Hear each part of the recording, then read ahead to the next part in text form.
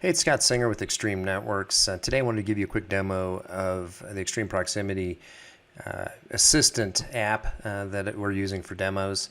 But first let me give you a quick rundown of what my network looks like. For this particular lab, I've got a just random floor plan I got off the internet of an office. I've got in here 4 APs, an AP150 sitting behind me here. I've got an Atom in the hallway over on the other side of the house. There's an AP122 in the kitchen. I've got an AP650 out there as well. I've also got a fifth Bluetooth BLE iBeacon device out there, and that's a Blue Charm, a little button beacon that I've been playing with. Now, where do you start configuration within XIQ? That's done under network policies, under the network policy for your wireless, and then we go to additional settings and down to iBeacon service. And here's where you turn it on, give it a name, and then put in the iBeacon UUID. So this is a default UUID that will be assigned by the network policy.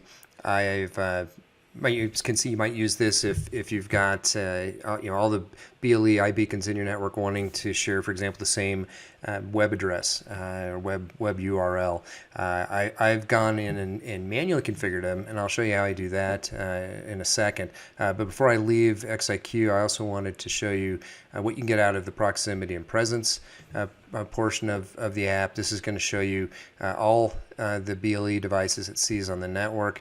This one here with the major identifiers 3838, this is that Blue Charm beacon that's on the network. Here's where you can mark them as owned or not owned, static or not static, and add a further description to them. Now, as I said, as part of the network policy, you're going to assign all of the APs that iBeacon UUID that's the same. I wanted to keep mine unique. So if you go into the interface to create an SSH session to it, SSH into each access point, you can go and do a show interface BLE0 iBeacon, as you see I've got here, and it'll show you what it's currently set for. Now, I've already set this one to this value with a major and a minor of 1. You can also come down here and look at the monitor list of other iBeacons it sees out there. So that's show interface BLE iBeacon monitor and then list. And then if you wanted to change it, I've put that in here as an example. So if you want to log in SSH to it, you can come in and say, all right, interface BLE0, iBeacon, and then set the UUID, and here I set to that value. And then, for instance, you could string in as well the major and minor. So the major and minor really correlate to location information. So major might be the location building, for example, and then minor might be the floor or the zone in that building. So with that, let's jump over to my iPad. So I'm streaming my iPad to the recording here. Here's what you see in the Extreme Proximity Assistant. I've used the little plus button up here to add all 5 devices in there.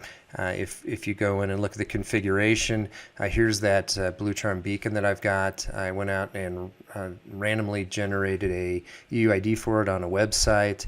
I put in a major ID of 3838, minor of 4949. Here's the web URL that it's going to get redirected to. So as I approach this device, you'll see it on my iPad trigger a web redirect. And then I've set the minimum distance to just a foot to tune it down a bit. If you want to see what the access points look like, so I've taken the UUIDs. Keep in mind this is case sensitive too. So I noticed the XIQ GUI wants you to use capitals, and so I was stuck with using that here. It seems to override any lowercase characters. So keep that in mind when you're adding these in here. Case does matter. And then I've got a major ID and a minor ID of both set to 1. Here's the URL it's going to redirect it to. So for each of the APs, I've got them going to a specific product site for those APs. And then I've got the distance set to 1. So with that, what I'm going to do is go ahead and walk the house here, and you'll see as I approach each of these devices, starting with this one here because it's right behind me, the iPad will be redirected to a website. One thing I'll point out is it's kind of nice to see the distances adjust as you walk around. They're not very accurate though. There's no way my house is that big and that the kitchen is 124, 130 feet away. It's more like maybe 25 feet away. but as you get closer, these become more accurate. The other thing I've noticed is as you approach a device, you have to hover over it for 3 or 4 seconds for it to kind of tune itself in to get the distance right, and then boom, it launches the website. So with that, let's take a walk. All right, as I start, I'm going to turn around here, and you're going to see it switch. Okay, so I've just almost touched the AP150 behind me, and I'm going to start the walk down through the house, switch back to the proximity assistant, and I'm going to head to the kitchen. You'll notice that goes, as far as distance, further and further down, and eventually, as I get close enough, in this case, I actually had to open the cabinet because I wasn't seeing it close enough through the granite countertop. It'll trigger the switch, and there it launches the AP122 website. So now I'm walking down the hall, going to head over to where the Atom is, and once again, you're going to see the distance there for the Atom wind down. And once again, these aren't particularly accurate, but yeah, we'll give you some idea where you are, and then boom, that's going to trigger the AP30 Atom website. So let's switch back, and I'm going to head to that Blue Charm beacon, which is kind of mid-house, sitting on a countertop. I'll walk up to that, of course, is the Cantina one up there at the top. And as I get within a foot, it's going to trigger the Blue Charm beacon website. So that's what we're looking at here. I just got these off of Amazon, just like I said, for experimenting.